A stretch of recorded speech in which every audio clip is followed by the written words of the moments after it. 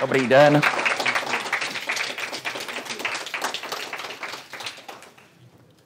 Jsme ready, Martina. Please.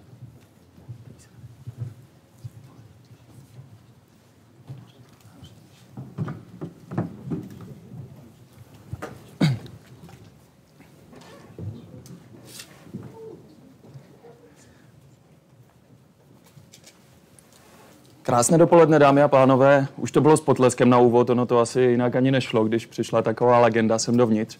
Dovolte, abych vás tímto srdečně přivítal na setkání zaměstnanců Orlen Unipetrol s jedním z nejrychlejších mužů historie, s legendou Formule 1. A já poprosím ještě jednou o potlesk pro Emersona Fittipaldiho.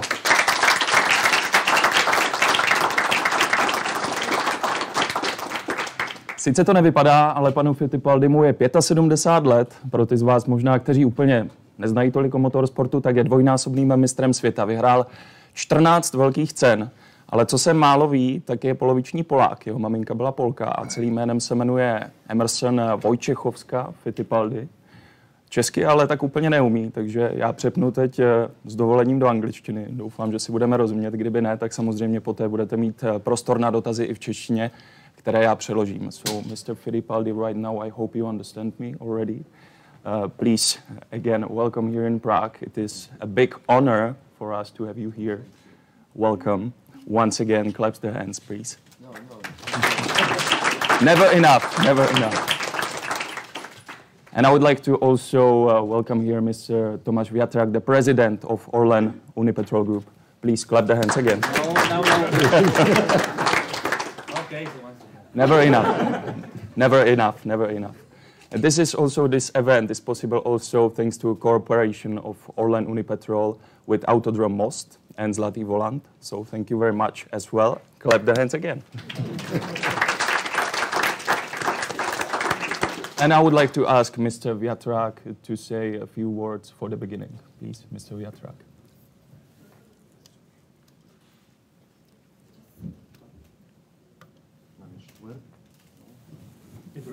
It works? Okay. It works even better than I expected because I don't hear any echo.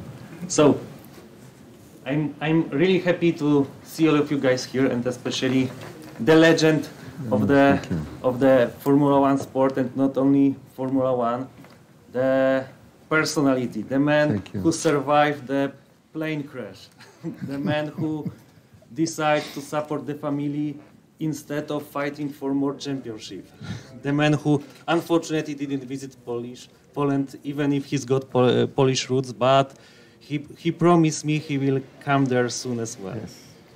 So, in last couple of weeks, I think our eyes were more focused on the situation on the Ukraine, and I'm really proud what we did, what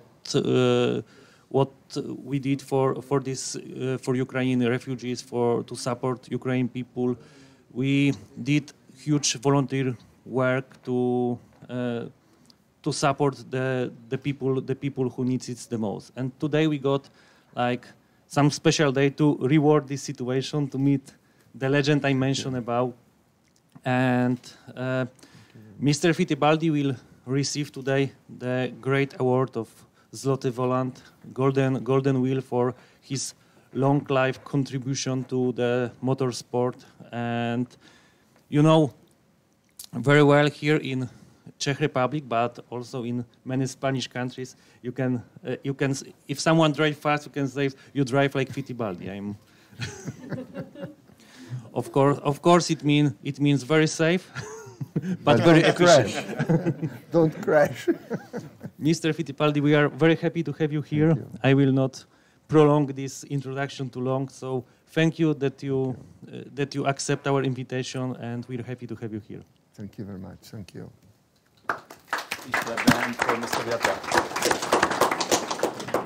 Thank you, Mr. Vятrak. And we do have, all of us here, the unique chance to ask Mr. Fittipaldi, the legend, a few questions in next 1 hour. But I will be the one for the first 30 minutes, let's say, who will have the chance to ask Mr. Fittipaldi a few questions. And not only you, but also our viewers. We have a camera here at the internal Orlen Unipetrol channel, can ask the questions. feel free to write it down, and we will ask Mr. Fittipaldi. So, and afterwards, let's say at 10 o'clock, we will have the chance, everyone, to take some pictures, maybe to sign some autographs. We have beautiful cards here, so no need to be worried.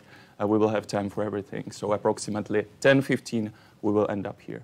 So, I will get back. thank you very much, no worries. Mr. Fittipaldi, welcome again. Fourth time for you in Prague, if I'm correct. Fourth time. Fourth, fifth time, but anyway, thank you for the welcome here. I'm very happy to be back again in Prague for this big gala tonight. I always had a very good relationship with, not many people don't know, but when I started racing Brazil, there was one of the engineers from Czech Republic that was working with DKV, Brazil. And he always, when I went to Formula One, he always gave a medal from the Jesus of Prague church, and I always had in my pocket. Is it? And when I raced Formula One, because my grandmother was very Orthodox Catholic. I'm Christian now. And then was always on this medal from Prague. Not many people knew this. And yesterday, I sent the news to Brazil that I was here. And today, I'm going to the church to see the Jesus of Prague. Have you ever been there before in the church? No, be the first time. First time. Good. Except of church. Is there anything else that you like about Prague? No, I think How it's about beautiful. food? How about the beer? This kind of stuff. Well, the food is always good. The town is beautiful, you know, by the river. The last time I was here with my wife 2 years ago, I used to run by the river very early in the morning. And it's a beautiful town. And Czech Republic is a beautiful country, for sure. Mm. Very special. Mr. And then Vyatra, my grandchild, one of my grandchild, Enzo, is driving for Tony Charou's team. I know. This weekend in Bahrain, Formula 2. And 2 years ago, you've been here in Most to try Yes. a track racing, Yes. also with him. I can Yes. remember. By the way, you have a cap of your son, Emo, Jr. How come he didn't come? Well, he had the test to do, and he's 15 years old and he's driving at the Italian Championship Formula 4 for the first time this year. He has the minimum age. Minimum age in Italy is 15. And his dream is to be a Formula 1 driver. I hope he can one day be a Formula 1 driver. Follow the steps of the father. Mr. Fittipaldi's son, Emo, is 15 years old. I remember 2 years ago when he was in Most, and all the mechanics were asking him, he was like all the time, okay, fix this, fix that. 15 years old, right? And he gave the instructions. 2 years ago, he was 13. He gave the instructions to everyone. So a very good guy. And we mentioned also, me and Mr. Vyatra, that your mother was half Polish, actually. Yes. Not everyone knows that. Yes. So your second name is Wojciechowska Fittipaldi. She was a big racer as well. Was she the one who brought you into a racing? No, she raced amateur in Brazil, the 24 hours, with another lady, Interlagos. But my father was a motor race journalist, and that's how I got interested in racing. I went to Interlagos, I remember I was 5 years old, and I saw a car going by. I said, one day I want to be a race driver. That's how it started. Interlagos is a beautiful racetrack. It was 8 kilometers one lap. It was very big. After Nürburgring in Germany was the second best racetrack. And Brazilian always football, and now motor race is very important too. First football, then motor race. We do have a question here from our viewers, from the internal channel. Thank you very much. Were you the one who took your sons into the motorsport, into the formula, or was it from themselves that they saw the father and they wanted to be a racers? or drivers? No, it's a good question. I think to be on a sport difficult like motor race, you have to have passion and love. But everything you do in life is like this. To do properly, you have to love what you're doing. And my father's advice, I give the same advice to my children. If you want to go motor race, do properly, dedicate yourself, and you have to sacrifice many things to succeed in sport. I think this any sport, a tennis player, a golf player, football, you have to have many hours of practice, training, coaching, the diet, the mental preparation. It's a very complex. And that means effort and dedication, sacrifice, and then the result will come. Well said. By the way, if anyone from you have questions as well, so feel free just to raise a hand and we will ask the question, Mr. Fittipaldi. But was my youngest son, Emo, I always keep asking, I want to race. He started racing kart at 5 years old. My older two sons, they like to watch, but they're never so interested in racing. And now only one is racing. So that was about the racing, which requires a lot of passion and effort, but also the other things, as you mentioned. Yes. And we know that 2 years ago you switched from the racer to an actor, actually. Here in Czech Republic, Mr. Fittipaldi was an actor in the movie. How was that? It was a funny participation. I'd never be actor. I was representing myself. It was easy. Just driving the Mustang on the street. There was not a police there. I was very fast, and it was fun to do. Okay. If you don't know, the name of the movie is Stáří není pro sraby, and many actors like Miroslav Donutil, Rudolf Rušinský mladší, Martin Dejdar played there, Tomáš Matonoha. Have you seen the movie already, by the way? I saw the part they sent me. Difficult to understand. So not the whole movie. How did you like the part with you? It was fun. It was good, right? It was fun, for sure. Okay, that's what I know. That's what I thought. But also this week, or actually this weekend already, the new Formula One season in Bahrain is starting. Are you going to watch it? Are you looking forward? And do you have anyone who is your number one favorite this season? You know, when they changed the rules, the new aerodynamic package, the new cars, possibly have some surprise. Teams that are not doing well can do well, and teams that are doing well cannot do so well. Because always, when you have a new rule, it's difficult for the engineers to get to the limit of the rule immediately. And who can achieve that limit of the rules will have better performance. It'll be interesting to see.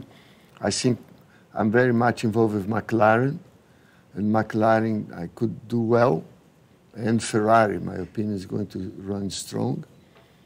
And teams like Sauber, like Haas, could come up quick too. You know, the new rules. You never know, it can happen.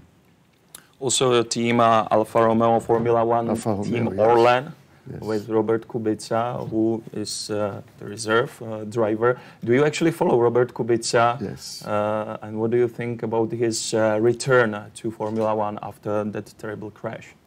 He's extremely talented driver. It's a shame what happened when he had the crash, driving rally car, because he was, I mean, he is an extremely talented driver for sure. It would be interesting to see back again driving. He's the part of the Orlen team. Yes. Do you think he's going to make any starts this season as well? Last season he got 2 starts. And for you, do you think, is it how hard it is for a driver to return after such a terrible accident? I think you need time to recover. You need time to work with the engineers. Today, motor race, there's so much analytics, all the electronic information that comes, the telemetry. is very demanding to understand and to analyze. I call the analytics that we didn't have on my time. To give an example, my son driving karting now, he has analytics. You know, if you come out of a kart, you open the computer and see, you know, the speed, the turning to the corner in numbers. And all this takes a lot of engineers working behind the scenes to analyze every centimeter of the track, what the car is doing, to improve it for the next run. And is a very much numbers to control now. The drive is still important for the feeling, but the team has all the information. Amazing, you know, how the car is turning to the corner, how the car is transferring the weight to the outside wheel, how is the steering wheel position, how is the pedals, the throttle, how much pressure on the brake pedal and braking. All this is so much information is a different mind for the young generation now. They have to have a new chip on the brain, you know, to analyze everything. It's a complex. That's why they come out of the car, they disappear, because they go in the room, get all this analytics, like any business, like here in the refinery. Can you imagine how much electronic information, numbers to analyze? And it's different now, the world. And the driver now has to have a very good analytic mind to self-improve for the next run. To give an example, when I was driving IndyCar, I had the beginning of telemetry.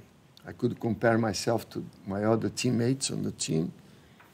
But my son was testing Mugello like 2 months ago, and I was listening, the engineer talking to him. He's only 15. Oh, he was 14 when he was testing. And then the engineer said, well, Emo, the end of the straight, you have to brake 4 meters deeper. Can you imagine? You come at 250 kilometers per hour, 14 years old, and you have to ask him to brake 4 meters deeper. That's how much precision to the driving ability. And I was watching this, to me it was a shock, you know. Now, can you imagine, he goes back to the car and try to brake 4 meters deeper at 250 kilometers per hour. That's how much the precision now for driving is required, you know, as a human being. It's very difficult. It looks, everybody say, well, the electronics is easy to drive because you have so much information, but on the same time, this demands more from the driver. The precision, you know, is millimeter precision. How many seconds is it? How many, it's 1 second or less? 4 meters is a fraction of a second. I mean, it's just on the pedal, on the braking, I don't know, it's less than a tenth of a second to brake 4 meters deeper.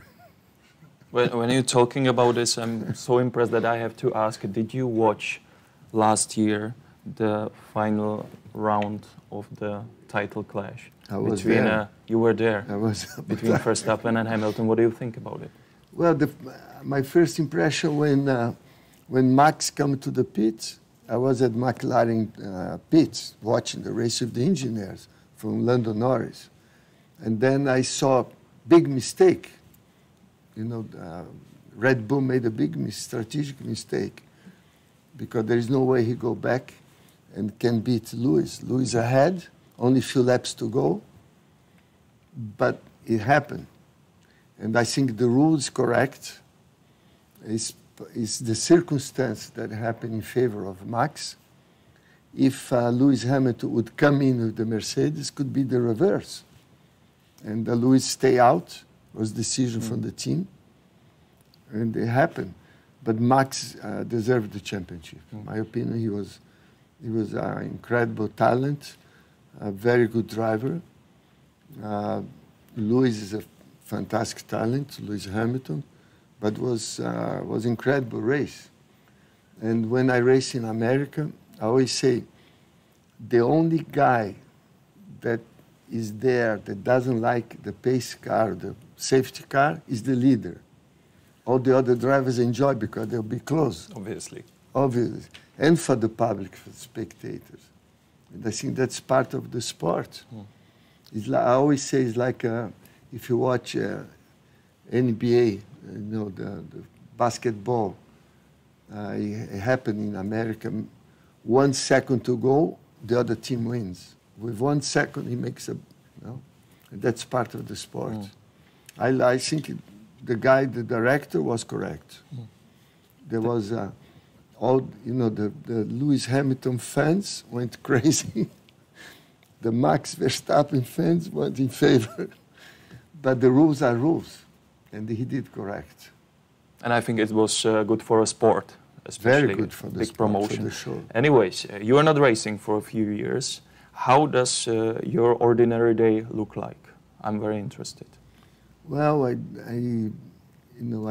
first, the word retirement to me doesn't exist, because when you say someone's going to retire, you start getting old very soon. You accelerate. My father was very active, and my mother asked him to retire, and he aged 5 years in 1 year. Because a man, I say, is like a bicycle of 2 wheels. If you stop pedaling, you crash. You can slow down, but never stop. And I'm lucky, and thanks God, that I'm still involved in racing because it's my passion. I have the project now with my son. I was in Mugello the day before yesterday. Monday I'm going to Spa-Francorchamps because I'm his chauffeur. He's only 15, he cannot drive. I have to take him to the track. He can drive a race car at 250, but he cannot drive on the street. It's not bad to have you as a chauffeur. I used to be a racing driver, now I'm a chauffeur.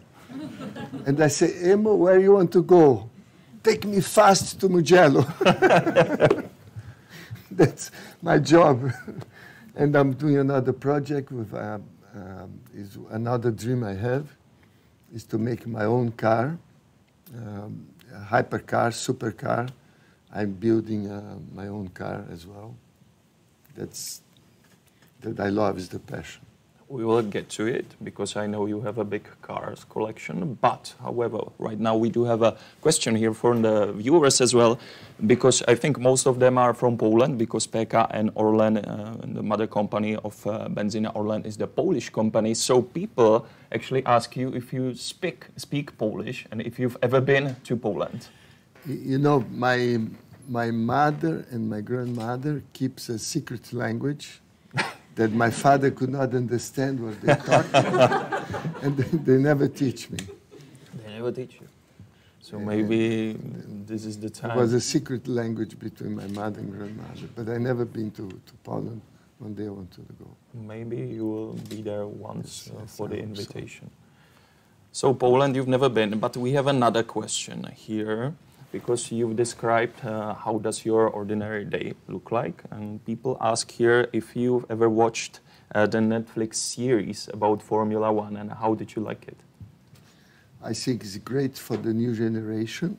It made a big impact in America for the teenagers. Now they understand Formula One more. I think it's very good for the new generation to know what's behind the scenes. I think it's a very successful series that make a new public, because in America, IndyCar was very big, is very big, but Formula One is not well known. Now with this documentary, it's very interesting, very interesting. I like it. Good. And you also mentioned something about your cars collection, if I'm correct. Yes. So I know that you have many, actually, and very fancy cars. How many of them do you have, and which one is your favorite of this collection? Well, I have the two Indy cars, two Penske, number 20 and number 4 that I won in Indianapolis. Very special cars to me. I have 3 Copersucars, one that I finished second the Brazilian Grand Prix. I think it's another special car. And I like the American muscle cars. Camaro, Pontiac, Corvette. I'm fan of American cars. And Emo is born in America. And his dream, when he will be able to drive on the streets, is to have one of the special Toyotas with big engine, 1,000 horsepower, like they have a film in America. Was what's the name of the film? On the streets they drive. Fast and Furious. Yes, Fast and Furious. And he has this mind to have this type of cars for the future. And I think the influence of cinema to the new generation is very big. And he loves this type of car. But the best car I have is a 1953 Cadillac, baby blue. It's like Ocean Drive, because I live a lot in Miami, Florida. It's beautiful. It's blue and white. And that's typical Ocean Drive Miami car. So you actually like several cars, not only the Formula One. So maybe you followed the Dakar as well this year, because that's, I would say, the biggest rally in the world. Have you followed Martin Prokop, the Czech driver? Do you know him? He is a member of Team Orlen as well. Do you know him? Have you ever met him? Sure. And I think the rally driving is very surprise. Is what I call, you have to have a lot of quick reaction, because you're always surprised. It's very inconsistent. The track can change, the place you go can change. You have to have sometimes do acrobatic maneuvers to survive. And it's different from driving the track. I respect a lot the rally drivers, incredible what they do, you know. Yeah, improvise. They have to improvise in 1 second. It's a big surprise. I never done rally driver. I went as a passenger one day with a famous German driver that was called Walter Roll. Some people knows he was world champion, and I was scared. I say, enough, stop. All the trees, right? All the trees sideways on the dirty road. The incredible car control they have. I did it once as well, You and did? it's very scary. Yeah, I can. But they are very. When you look at rally, you know, the world championship, driving on roads that could be changed at incredible speed with trees, you know, mountain downhill, and they're performing. It's crazy. To me, I'll never do rally. Maybe. Too fast for me. Let's see, maybe one day. We do have another question here from the online viewers. Thank you very much for it. And it's about the electrification of cars, either the regular cars or in Formula One. What is your opinion about this? About the electrification? Well, I think we're talking about the energy for the future. You know, the world's changing. We need new energy. And I think the electrification of cars is the future that's already present. The car I'm building will be electrical, full electrical, hypercar electrical. I think it's a new, everybody's trying to find the new energies available. The future of, I watched some of the Formula E on the streets. It's interesting to see. To me, it's missing the noise, the engine, because the noise is different. You know, but the new generation, they like the sound. It's like future, you know, the full electrical cars. I think we are looking for new energies for the future, for sure. Well, let's see how successful it's going to be. And as I've promised, right now we are approximately in one half of the meeting. So if any one of you here have a question, I can see a gentleman in the back. Do we have a microphone, please, so we can pass it?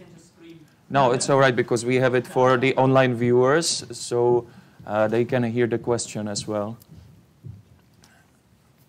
Please. So, Mr. Fittipaldi, I've got a question about young drivers as your grandson. For young drivers, it's really difficult to penetrate to Formula One because it's not just currently about talent, but also about the sponsors behind the driver. Could you please comment that and show your opinion on that? Well, I think it is a good question. It's very difficult to arrive in Formula One today, unless it's exceptional talent driver. Then you have the opportunity. People support you, but it has to be extremely talented young driver, and it's very difficult to explain. For example, like I'm going to this project with my son now, my younger son. And in Formula 4, the cars are very simple. It's a good learning process, but still doesn't show extremely the talent.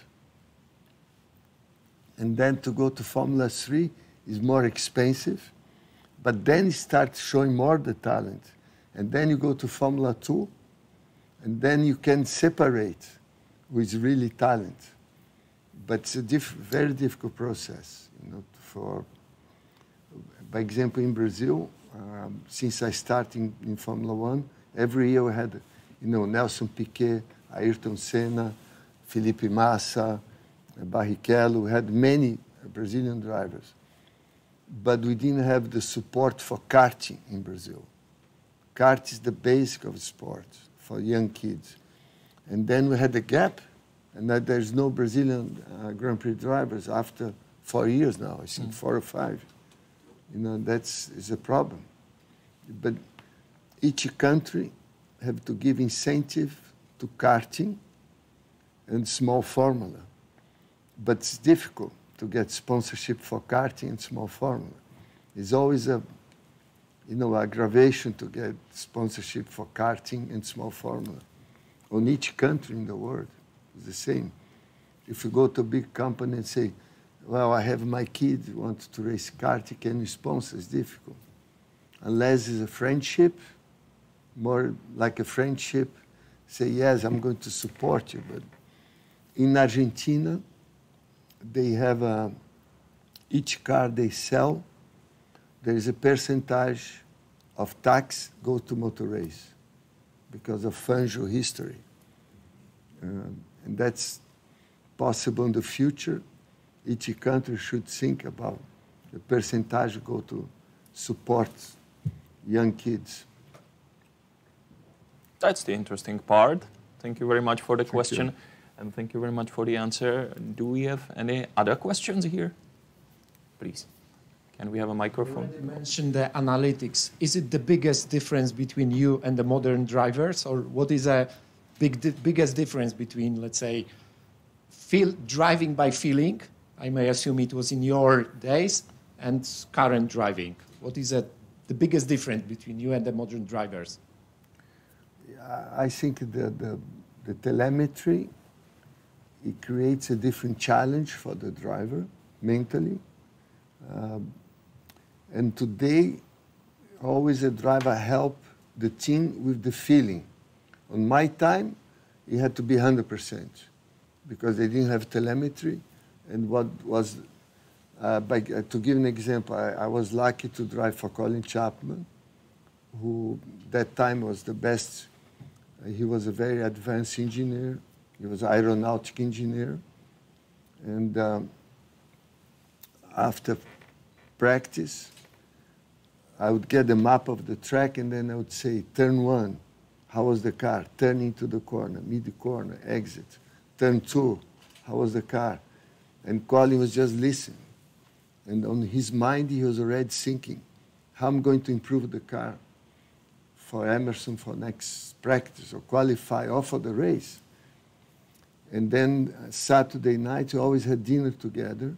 And on the dinner, after qualifying, he would ask, tell me again, how is the car now? And that was the driver giving information. And the driver had to have the ability to feel the car more. And now it's still important for the feeling of the driver. But the analytics are so intensive. There's so many information that they sometimes overlap the driver's ability, if you understand it. More numbers than the driver, then the engineers say, no, we know how to change the car. Don't have to talk anymore. We know how to do it. And then the driver goes there and hope the car is better. But that's, is sometimes overlapping the human feeling. It's a good question, very, very difficult. That's why the challenge for a young driver is really to understand the telemetry that doesn't disturb his feeling as athlete. The mixed, what you're feeling in the car and what the engineers are telling. And then you can improve the performance. Thank you very much for the answer. And we do have another question here in front. Please. Yeah, Mr. Fittipaldi, I have a question. How did you prepare mentally before the race? Did you have any rituals, or did you meditate, or is there something special that you were doing before the race to calm yourself down?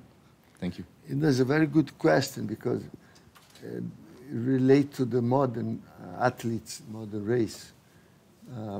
When I started racing, for example, I had the Brazilian physical coach for the national team at that time to help in my physical training program. He gave me a program. And then I didn't have so much mental coach, it was myself. And to take the pressure before the race, I found each human being is different. I found myself sleeping before the race for half an hour. I could release all the pressure and get the energy to go back again in the car and drive. There was, each athlete on different sports have a way to release the pressure to be prepared mentally for the sport. But today, the new driver generation, like my son, he has a mental coach, a physical coach, a track coach. It's so much more complex. And like my son likes to put the earphone and listen music to relax before going to the car. But each athlete is different. It depends on the culture. But today's, they have coach for everything. And even the public relation, the PR. And there is on the beginning of my career, there was no much public relation. We were talking to the press, and we are able to be more free to say what we feel as a personality, because each human being has a personality. And now these days it's difficult for the sponsor. They have to be careful what they say, and then you don't realize the personality of the driver.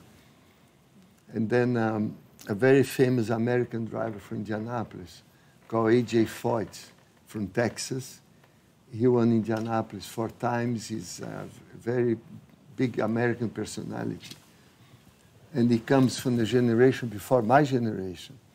And they ask him, A.J., what's your PR? Who is your public relation? He said, my public relation is my right foot.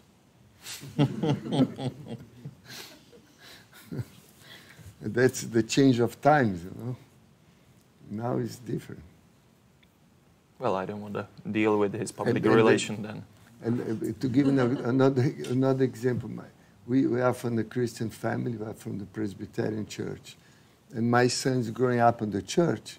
And then before practice, he comes, Daddy, can you make a prayer?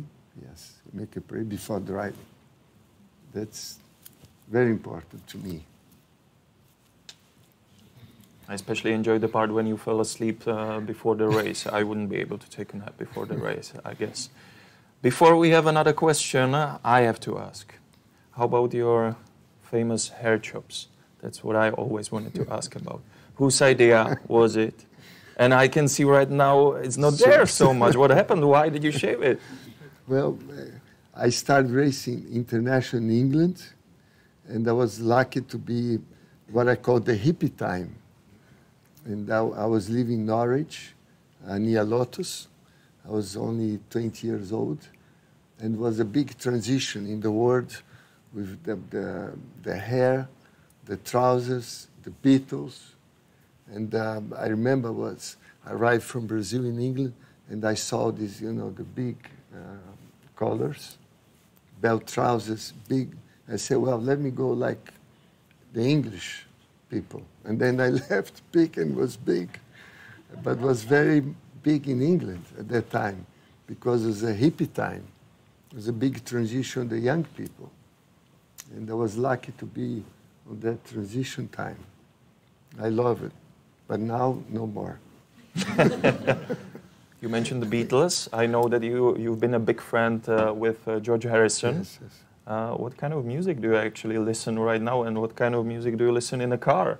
I'm interested. It's a good question. I think the Beatles at that time, they have a very good sounds. They are beautiful until now to listen. Like my children listen, they know the Beatles songs. I think their music was fantastic at that time. But I think music, it depends on the occasion. You have the right music to anybody. It depends if you want to dream.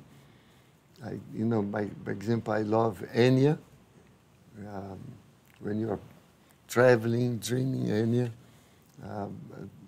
Motivation music, Beatles. It depends, you know, there's so many. I like Italian music too. You live in Italy, right? I live these in days? Italy, yes. It depends, you know. If you are romantic with your wife, a nice Italian music is perfect. I can imagine. Thank When you. you say mio amore, it's beautiful.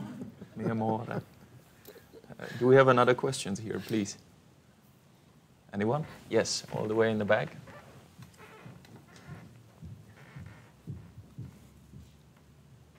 Mr. Fittipaldi, I've got two questions. First one, a bit funny, but maybe also interested for everybody who is here and who is not a racer, but everyday people. What did you do when sitting in your car racing and suddenly you realize that you have to pee? Because everybody, we can just pull a car at the parking slot and go to the toilet. But you, during the race, so that's the first question. And the second comes from this question.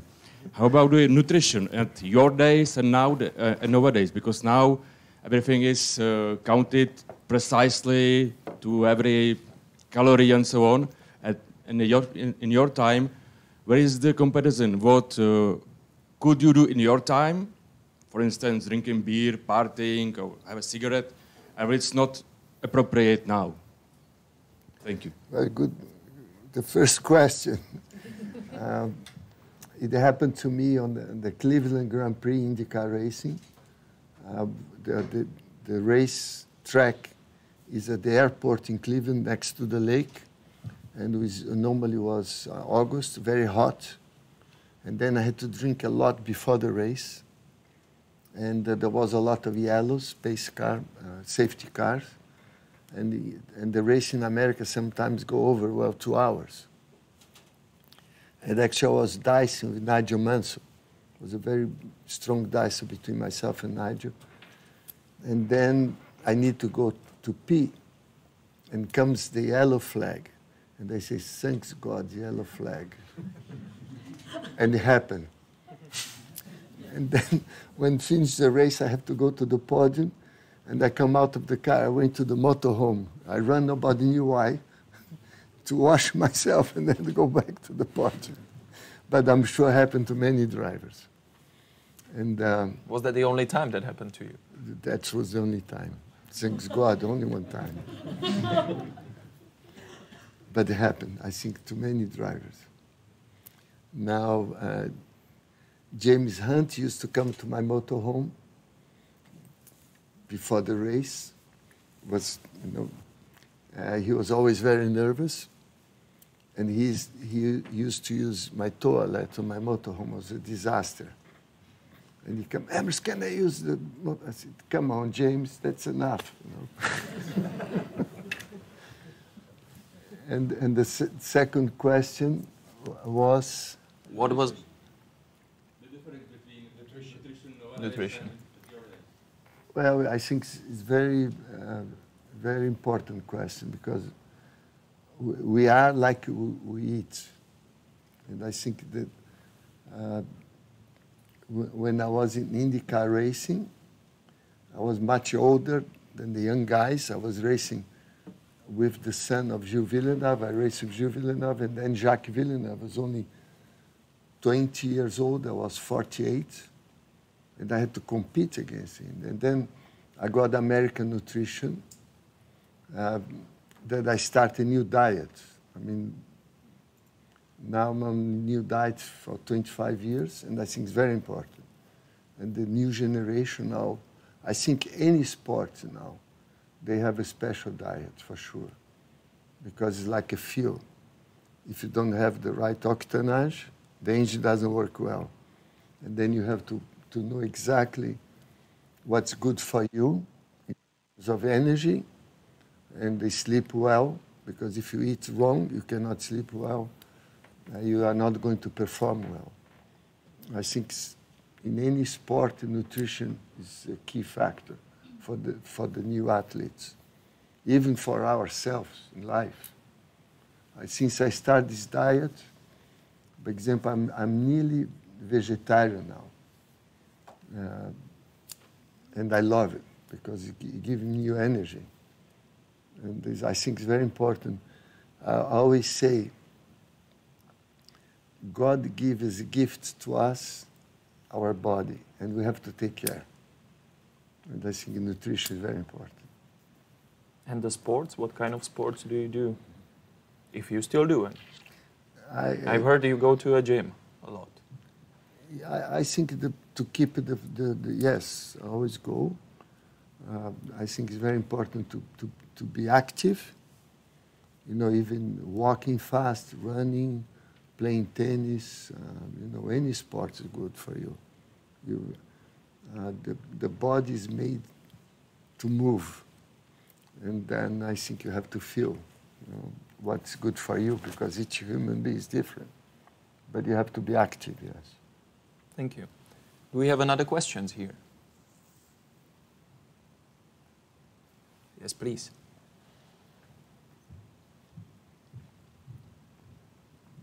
I have one more question to ask. I always wanted to ask, how do you manage to avoid a speed ticket in the normal life? Because I think it's a huge temptation even for the regular people, but for a Formula One driver, that must be a difficult task to do. It's also connected with the quote, you drive as fast as Fittipaldi, that we use Exactly. here. And I got the ticket yesterday actually as well. Well, I have a few situations that happen. I have two situations. Emo test in Cremona. This was like 2 months ago, north of Italy, and then he has to, next day had the test in Misano.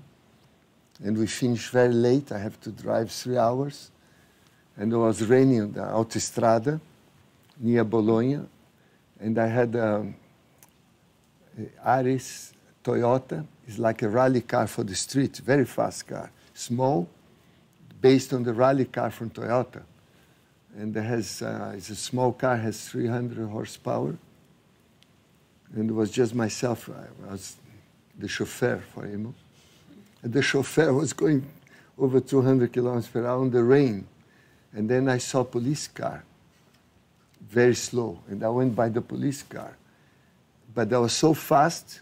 And then Emo asked, Dad, did you think the police car saw us? I said, I hope not. And I continued. And then after 10 minutes, I saw the lights behind me chase me. I immediately stopped. And the two young guys come very nervous. You know, in Italy, if it's raining on the autostrada, you cannot go more than 110. You are over 200 kilometers per hour. And I give the drive license. They look, Fittipaldi. and then Emo, you know, asked, Daddy, what's going to happen? I say, well, in America, if it be double the speed, we'd go to the police station for sure. It would be a big problem. Now we don't know, wait. And then they went to the car, talked to the radio, I'm sure to the chief police, and near Modena, where at least they like racing there, Ferrari. And then the young guy come back to me and say, oh, you are very lucky. Now our chief police ask if you can give autograph, you can go away. And this was luck, you know. And the other situation I had here it's a funny situation in Czech Republic. Because when I had the A1 Team Brazil, we come to race in Brno, and Nelson Piquet was my driver, and Tony Charus was organizing. He had the Czech team with Ico. What's the famous driver from here? Thomas Enger. I was the driver. And then we got the train to go to Brno, all the teams together, right? And the press was on the train, asked Emerson, can you come to the cockpit? The train was going 200 kilometers per hour to Brno. Say, sure. And can you fake it that you are driving it? The pilot from the train was off, and I was looking at the dashboard, but I didn't touch anything, you know. And they filmed. Next day was in the newspaper here. Fittipaldi was driving the train to Brno. And I received in my office a fine of 250,000 euros from the insurance company. And then I called Tony. I said, Tony, what's happened? And then but you know, because of the insurance. But I didn't touch anything. And I had the proof, pictures and film. Could be the biggest fine of my life here in Czech Republic. So many great stories, so many great experiences. I have to ask, what is the #1 highlight of your career? You won so many Grand Prix, so many titles. What is the #1 of your career for you? I think for sure was when I won the championship in Monza, my first Tour championship. This year exactly 50 years, half century. You were 25, right? I'm still here, yes. Thank you. It was the most experience to win the first World Championship and to win the Grand Prix on the same day was very special. And to me, was with Lotus. I had so much history before because I always loved racing. Then I remember Jim Clark, Graham Hill, Jochen Rindt, all the great champions from Lotus. And then I was the Lotus champion. Was fantastic for me. Sounds very good. Thank you, sir. Do we have another questions? And I would say that would be the last one because we are running a little bit out of time. The next season is starting tomorrow. Out of the current guys in paddock, who do you perceive as a prospect for the start, like Lewis Hamilton, for the next 5 years? There is a lot of young drivers looking very talented. Like, it would be interesting to see George Russell with Lewis Hamilton on the same car, same team. I think it would be a challenge to watch. because we don't know how much the teams are going to be balanced. When you look now, it's more the teammates, you know, the challenge. Like last year, you know, Lewis with Bottas, Verstappen with Checo Perez. You always the comparison, but Carlos with Leclerc, Carlos Sainz with Leclerc. But now I hope with the balance of the teams we have surprise. But anyway, there's a lot of young talent like Lando Norris is very strong. I was with McLaren. He's very focused.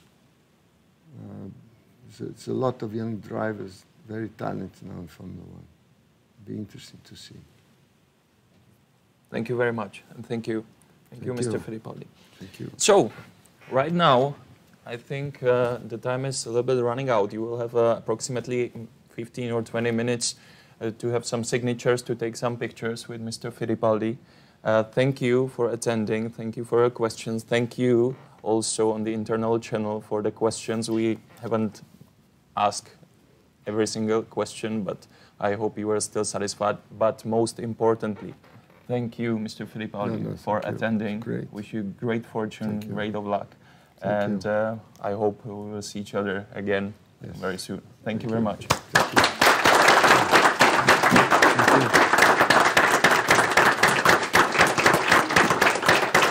you.